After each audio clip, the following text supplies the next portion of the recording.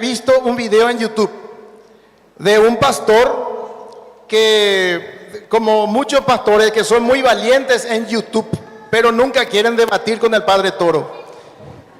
Y ese pastor decía que él descubrió que había sido que Pedro jamás fue papa y ni siquiera estuvo en Roma, y como prueba lee la carta de Pablo a los Romanos, capítulo 16, versículo del 3 al 16, en donde Pablo le saluda a muchísima gente, pero a Pedro no le saluda. Entonces él llega a la conclusión con eso de que Pedro nunca estuvo en Roma, y que si estuvo ahí se fue solamente para ser ejecutado, solo para morir, pero nunca fue papa ni obispo. Eso, entonces yo quería preguntarle cómo podemos rebatir eso, padre.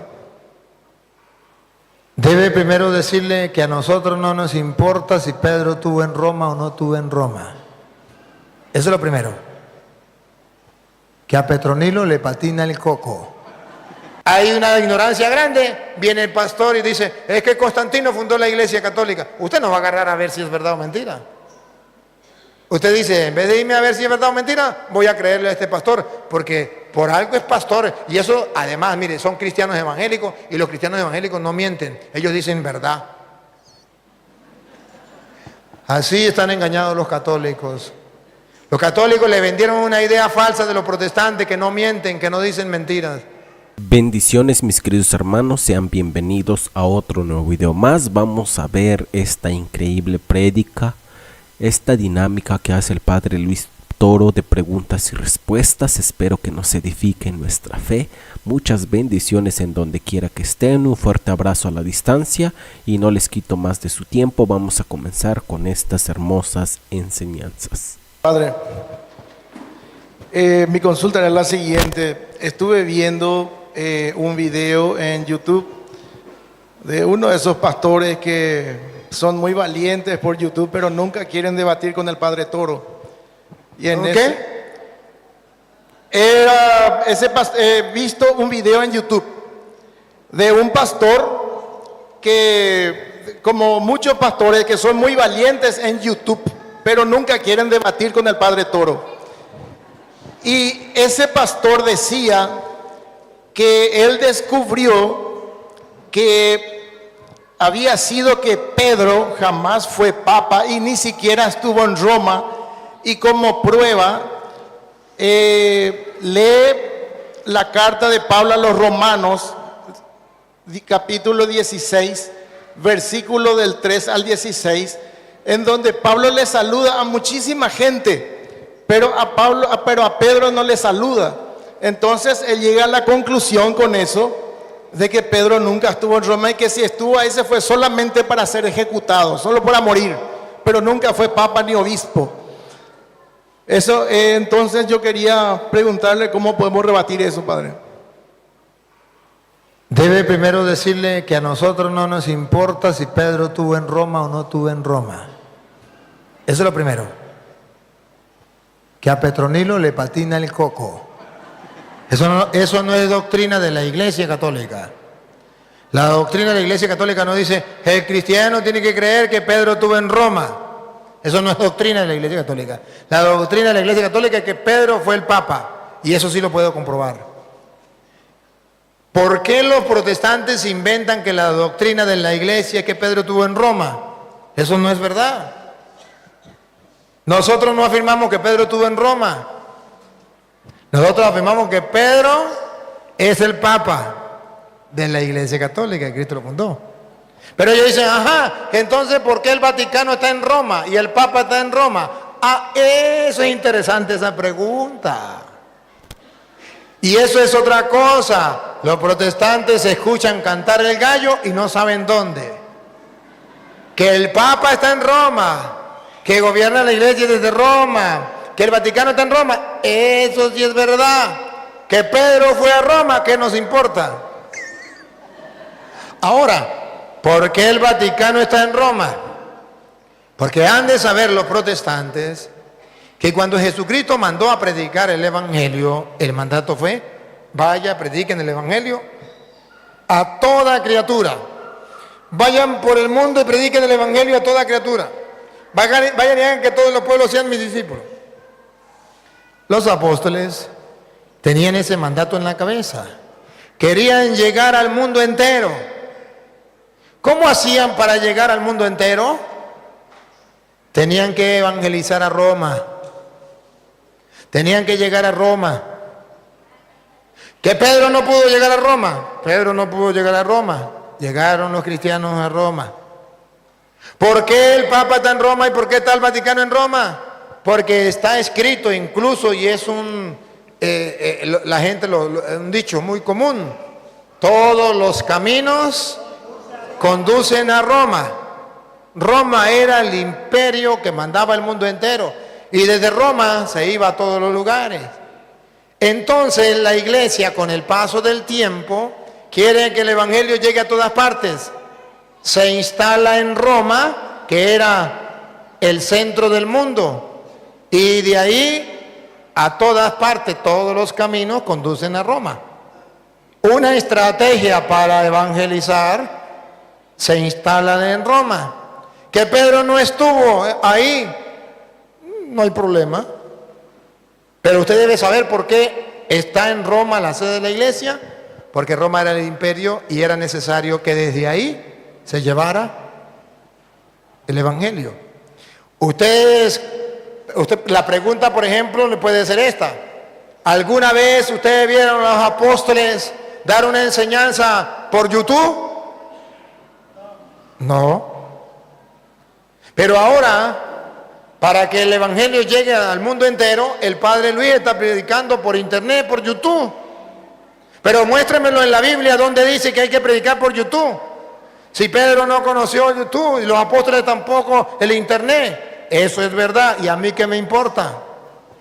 A mí lo que me importa es que el YouTube ahora es el camino para que el evangelio llegue al mundo entero. Y eso le importó a los primeros cristianos. No existía YouTube, pero existía el Imperio Romano, y de ahí podían llegar el evangelio a toda criatura, y por eso se instaló en Roma.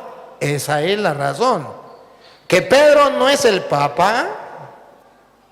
¿No han leído Juan 21:15? Deben saber los protestantes que Papa significa el papá, el jefe, el pastor, el guía, el encargado, el dirigente, el líder. Póngale usted el nombre que sea, pero el encargado de la comunidad. Y vamos a ver si Jesús lo nombró Papa, jefe, pastor, guía, como usted lo quiera llamar. Juan 21:15. Después de haber comido, preguntó Jesús a Simón: Simón, hijo de Juan, ¿me amas más que estos? A Simón, siga. Respondió él: Sí, Señor, tú sabes que te quiero. Aquí viene cuando lo nombra Papa, para en la oreja.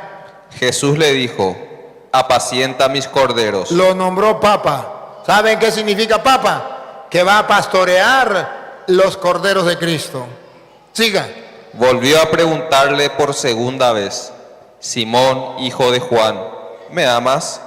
Respondió él: Sí, Señor, tú sabes que te quiero. Le dijo Jesús: Apacienta mis ovejas. Por segunda vez lo nombró Papa. Siga. Insistió por tercera vez: Simón, hijo de Juan, ¿me quieres? Se entristeció Pedro de que le preguntase por tercera vez. Y le dijo: Señor, tú lo sabes todo, tú sabes que te quiero. Le dijo Jesús: Apacienta mis ovejas. Papa significa eso: un jefe que va a encargarse de las ovejas de Cristo. Un jefe común de la iglesia. Apacienta los corderos, apacienta las ovejas, apaciéntalos a todos. Un jefe para la iglesia, eso significa Papa. Que no existe, aquí está. Ahora que los protestantes, por ignorantes, no sepan lo que significa Papa, eso es problema de ellos, que estudien. Otra pregunta. Padre, una última pregunta. En todos los libros de historia figura que Constantino fue solamente emperador romano. ¿De dónde? Yo quiero saber de dónde quitan los pastores y le enseñan a todos sus fieles que el que fundó la Iglesia Católica fue Constantino. ¿Será que en la universidad estudian ellos que Constantino fundó la Iglesia Católica? Sí. Ellos estudian lo que dicen los mentirosos de sus pastores. ¿Qué dicen los mentirosos de los pastores? Que la Iglesia Católica fue fundada por Constantino. Pero si estudian la verdad en la historia, Constantino vino en el año 313. Y en el año 107, San Ignacio de Antioquía, obispo de Antioquía, discípulo de San Juan Evangelista, ya llamaba a los cristianos Iglesia Católica, año 107.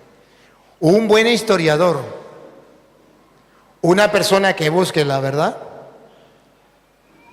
agarra por internet, está fácil, San Ignacio de Antioquía, cartas de San Ignacio de Antioquía, y comienza a leerla, y va a descubrir que San Ignacio de Antioquía ya viene a decir que donde está el obispo con los presbíteros y los diáconos, ahí está la Iglesia de Cristo, es decir, la Iglesia Católica. Ya San Ignacio de Antioquía, año 107. Cuando un protestante dice que la fundó Constantino, deja ver el tamaño de la ignorancia de los protestantes. Pueden buscarlo, si creen, algún protestante cree que es mentira, lo reto, busquen la carta de San Ignacio de Antioquía. No están ocultas, están al descubierto. Ahora, unos que son más teólogos, dice, es que Constantino fue el que fundó la Iglesia Católica porque usted sabe que hasta Constantino la Iglesia de Cristo era perseguida. Y entonces vivían en subterráneos. Y viene Constantino y le da libertad a los cristianos. Le da libertad a los cristianos. Y cuando le da libertad, la iglesia se paganizó. Y al paganizarse, entonces ahí comienza la Iglesia Católica, que es la iglesia pagana.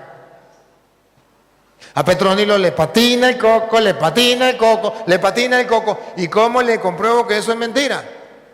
Porque si Constantino fue el que fundó la Iglesia Católica y esa iglesia pagana, fue en el año 313.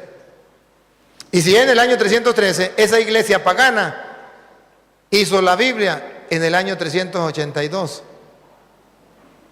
Cuando Constantino existía, no existía la Biblia. Existía solamente el Antiguo Testamento. Y eso no es la Biblia, una parte de la Biblia. No existía la Biblia. Y es San Dámaso I, papa de la iglesia prostituida, pagana, que Constantino fundó, la que hace la Biblia. Que los protestantes tengan coherencia. Si esa iglesia pagana y prostituida es la iglesia católica, voten la Biblia, porque la iglesia prostituida fue la que hizo la Biblia. Ahora, ¿por qué creen que es palabra de Dios la Biblia? Porque esa iglesia católica fue la que le dijo que eso era palabra de Dios.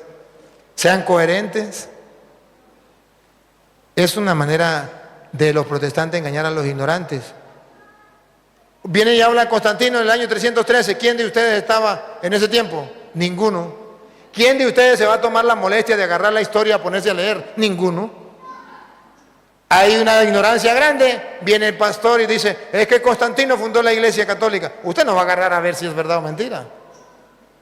Usted dice, en vez de irme a ver si es verdad o mentira, voy a creerle a este pastor, porque por algo es pastor. Y eso, además, mire, son cristianos evangélicos y los cristianos evangélicos no mienten. Ellos dicen verdad. Así están engañados los católicos.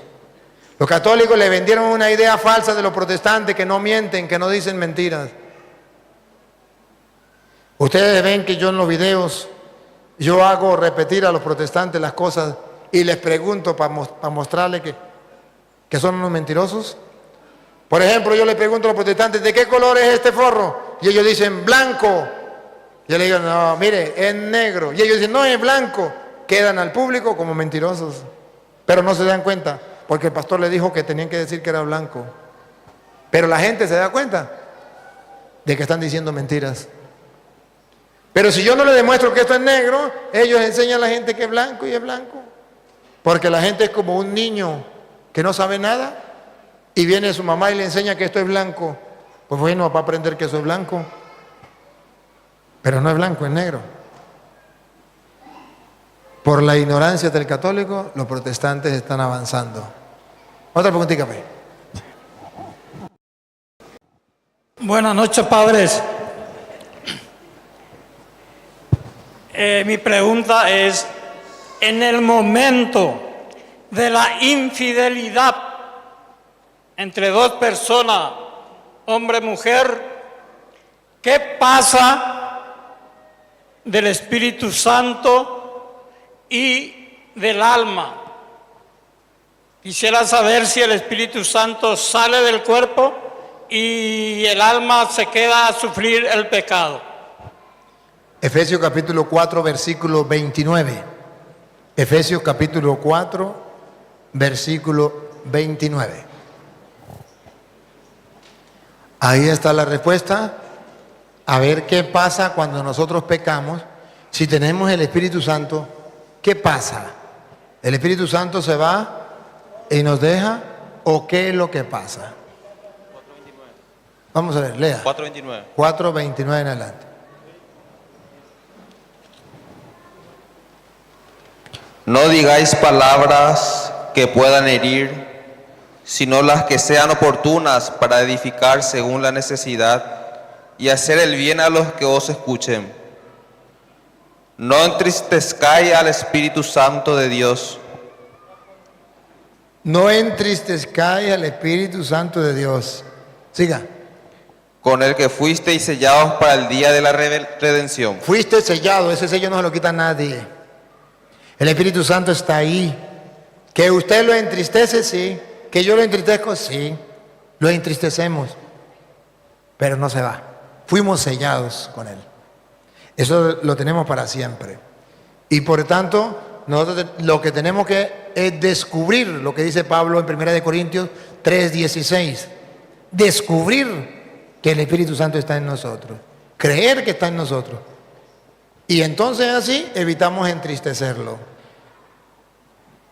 ¿No sabéis que sois templo de Dios y que el Espíritu Santo de Dios habita en vosotros? No sabéis, se nos ha olvidado, no lo sabemos, pero ahí está. Lo entristecemos, pero no se va. Él nos acompaña. Él está con nosotros.